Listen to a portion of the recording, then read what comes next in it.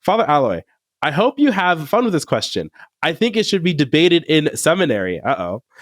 He says, in the book slash movie Scrooge, Ebenezer is visited by Jacob Marley. It is not clear to me if Jacob has already been condemned or is possibly in purgatory. Due to Jacob's intervention, Ebenezer becomes a good Christian and helps his community and is beloved by everyone. My question is this: does Jacob now get forgiveness since he's the one who got Ebenezer to change his ways? In a way, he stopped Ebenezer from damnation. And he's very important. Chris wants you to know that the best version of this movie is the George C. Scott version with he plays Scrooge. Well, that's a debatable point, and I want Father Rock to chime in on that last point there, because we have discussed that quite a bit. But so the Christmas Carol, I assume that our audience is familiar with the story A Christmas Carol, written by Charles Dickens, which is what he's referencing. And this is actually one of my favorite Christmas traditions. I reread A Christmas Carol every year, every Advent. And I think I'm very strongly opine. I feel that Jacob Marley is not, like, it's not a redeeming act for Jacob Marley, and I think that's part of the beauty of the story, because when Jacob Marley first goes to visit Scrooge in his upper room, as it were, there's a sense of desperation. He's bringing all of the chains of his past decisions, and he's saying, man of the worldly mind, do you believe me or do you not? Like, I procured this chance for you, this chance to avoid the punishment that I have incurred. And he actually takes Scrooge to the window, and they look out on the souls, the souls of the lost, as it were, and they're trying to help their fellow men, but they can't. And because they're past the point, they're past that window of being able to help or be helped.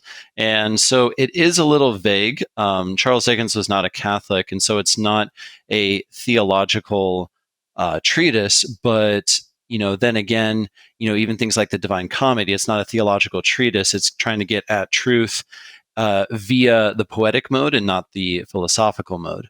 But because if Jacob Marley somehow kind of redeemed himself through converting Scrooge, it would really take a lot of the urgency out of the story. The urgency of Scrooge's conversion would not be that big a deal if Scrooge could just continue to be a Scrooge, and then eventually, after a few hundred years, just appear to somebody and get him to convert, and then make it to heaven.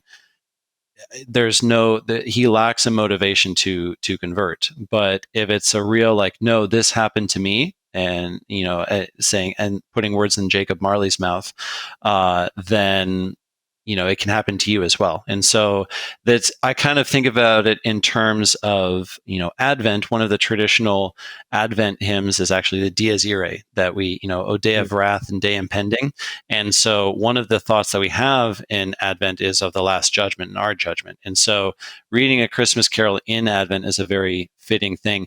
I also kind of think of Jacob Marley and Scrooge. I think of their relationship as almost a bit of a twist on the gospel passage of Lazarus. When Lazarus, the rich man in Lazarus, when the rich man dies, the rich man goes to hell, but then the poor man goes to heaven. And the rich man says, Father Abraham, send somebody back to earth so that my family doesn't fall into the same thing that I've done. And then the kind of the haunting answer is, even if one were to rise from the dead, they would not believe him. And so I think the Christmas Carol is almost like Dickens took that and ran with it, and saying, okay, well, let's say someone did come back from the dead. Maybe somebody could be touched by grace and have a moment of conversion there. And I think that's kind of at the heart of what A Christmas Carol is. On the note of best version of the Christmas Carol movie, I'm personally partial to the old one with Alistair Sim I believe it's from the 1950s. But I would like Father Rock to chime in with his all-time favorite rendering of A Christmas Carol. Well, I don't think I've seen quite as many versions as you have, but my favorite version is going to be the Muppets version, the Muppets Christmas Carol. All right, thank you. Thank you. And one of the things it has going for it is that it actually has Gonzo in the role of Charles Dickens. So he's providing narration. So you get an insight in this movie that you don't get in a lot of the other portrayals. Well, I think that next episode, Priest, I think what we should do is sit down and watch your favorite version, Father Rock, and then your favorite version, Father Alloy, and then we'll do like a Mystery Science Theater for Christmas Carol. You know, just all sit back and review which one's the best. Father Alloy will admit, though, that the Muppet version is not without merit. I think he'd be willing to say that. I do concede the point.